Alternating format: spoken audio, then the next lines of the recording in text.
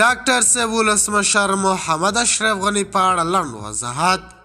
ډاکټر صاحب ولسمشر محمد اشرف غني پر اوسني نظام اسلامي اماراتي مثبت اغېز څه ده او د واکمنۍ پر مهال طالبانو لپاره څه وکړه. د باور ټي وي چینل درنو لیدونکو سلام، ستړي مشئ، وخت مو په خیر. هیله لرم چې جوړ او روغ به یې. په سر کې یادونه کوم که باور ټي وي چینل مو نه سبسکرایب کړی نو په درنښت سره باور ټي وي چینل در سره سبسکرایب کړئ. ښاغلی ولسمشر محمد اشرف غني پر اوسني نظام اسلامي امارات یې مثبت اغېز دا دی چې د نړۍ پر مخ د ترهګر په نوم د اسلامي امارات د بدنامولو مخه یې ونیوله. هغه داسې چې د یکشنبې په ورځ سهار امریکایي ځواکونه ارګ ته ځي، د اشرف غني ګارډ خالي صلاح کوي او د استعفا غوښتنه کوي.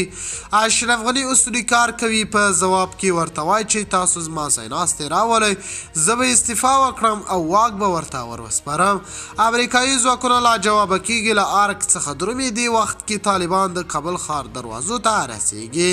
هلته د خپل مشرتابه له امر سره سم تم کېږي.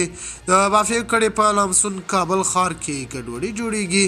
ښه مثال یې همایون چې ځان د اسلامي امارت له لوري د کابل د قومندان امنیې په توګه معرفي کړ چې طالبان په دې ارتباط خبر هم نه و.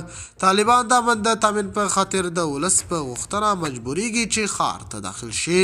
دلته د اشرف غني ځای ناستی شتون نه لري چې واک ورته وسپارل شي.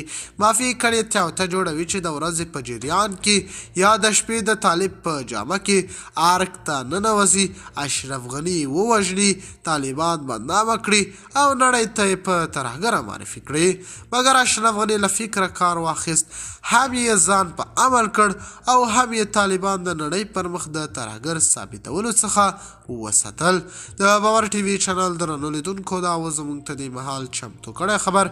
د نورو تازه خبرونو لپاره په درنښت سره باور ټي وي چینل در سره سبسکرایب کړئ. د الله په امان تربیه خیر چارې.